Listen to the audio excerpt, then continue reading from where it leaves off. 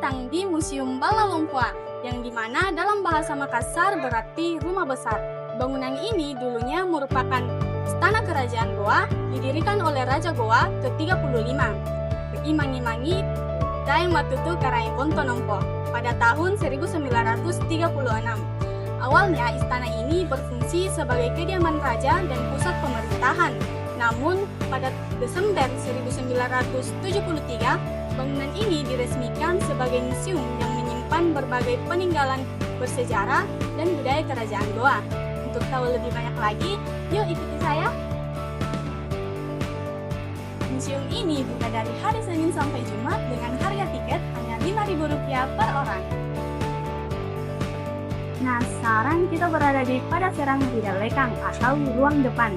Nah, ruangan ini dulunya digunakan untuk menyambut para tamu. Di ruangan ini juga dipajang foto raja-raja dan silsilah kerajaan Goa, di mana untuk menunjukkan garis keturunan dari masa ke masa. Kemudian di bangunan Balalompua ini terdapat 3 ruang utama. Yang pertama Padaserang Bidalekang atau ruang depan, di mana tempat untuk menyambut para tamu. Kemudian yang kedua Padaserang di tengah atau ruang tengah, di mana terdapat bilik raja, bilik permaisuri, dan bilik penyimpanan pusaka. Kemudian yang ketiga Padaserang di bawah, yaitu ruang belakang, di mana dulunya adalah kamar dari anak gadis raja.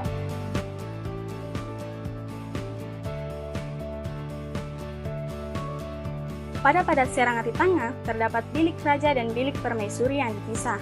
Nah, pemisahan ini melambangkan kehormatan dan kesucian raja sebagai pemimpin tertinggi, serta menjaga karisma raja, privasi, dan keamanan benda-benda pusaka.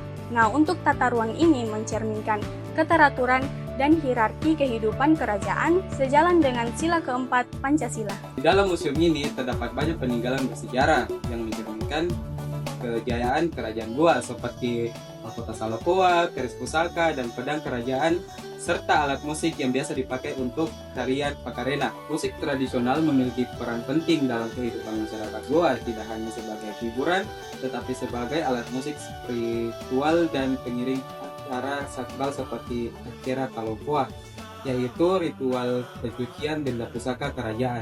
Salah satu peninggalan yang juga menarik adalah Baju Bodo. Baju Bodo merupakan pakaian adat perempuan khas Bugis Makassar yang berbentuk segi empat, berlengan pendek, dan berkain tipis yang terbuat dari sutra atau muslim. Beberapa warna pada baju Bodo memiliki makna seperti jingga untuk gadis remaja, merah untuk perempuan dewasa, hijau untuk bangsawan, putih untuk dukun, serta yang terakhir adalah ungu untuk para janda.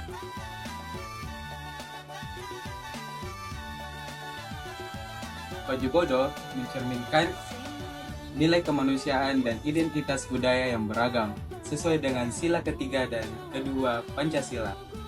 Selain benda-benda pusaka, Museum Balalompua juga menyimpan naskah lontara, dokumen pemerintah, dan Al-Quran tulisan tangan dari abad ke-16. Guru lontara terbagi menjadi 3, yaitu lontara Toa Jangan-Jangan, lontara Suapa Apak, dan lontara Gilang-Gilang. Naskah ini membuktikan bahwa masyarakat Goa memiliki sistem pemerintahan dan nilai pendidikan yang maju.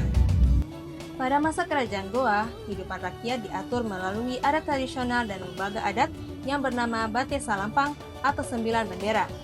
Bate Salampang berfungsi sebagai dewan adat dan penasihat raja yang terdiri dari 9 pemimpin wilayah Federasi Goa.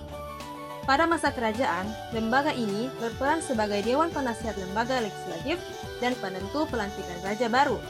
9 anggota Bate Salampang juga menjadi simbol perdamaian yang dahulu disimbolkan dengan penanaman 9 pohon lontar atau talak salampang. Kini lembaga ini tetap ada sebagai pelestarian budaya dan pengkajian nilai-nilai yang ada, salah satunya melalui upacara acara Kalampoang yang dilakukan setiap tahun di Balalompua. Struktur ini mencerminkan nilai-nilai musyawarah dan keadilan sosial sejalan dengan sila keempat Pancasila.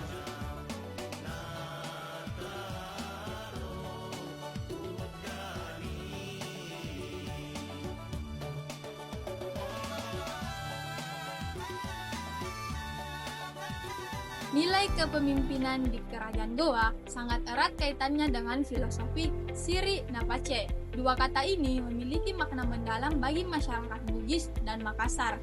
Siri berarti martabat dan harga diri, di mana pemimpin mengajarkan tentang keberanian, kejujuran, serta menjaga kehormatan rakyatnya. Sedangkan Pace adalah rasa solidaritas yang tinggi, rasa empati, dan rasa peduli sesama yang besar. Ini berkaitan dengan sila kedua dan sila keempat Pancasila.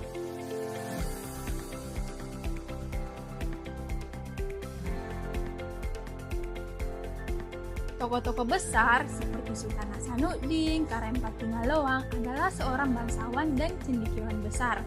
Mereka menjadi teladan dalam kepemimpinan dan perjuangan. Melalui Museum Balalongkoa, kita dapat memahami bahwa Pancasila tidak hanya lahir dari sejarah bangsa, tetapi juga tumbuh dari nilai-nilai budaya yang telah hidup sejak masa kerajaan. Bangunannya mencerminkan tata kehidupan yang tertata, benda-benda pusakanya menggambarkan kehormatan dan kebijaksanaan, dan lembaga adatnya memperlihatkan musyawarah dan keadilan. Ada pula falsafah Sri Napace yang menegaskan arti harga diri dan empati dalam kepemimpinan. Semoga dari sini kita semua semakin mencintai dan melestarikan warisan budaya bangsa dengan semangat Pancasila. Terima kasih telah berkeliling bersama kami di Museum Balalongkoa, Goa.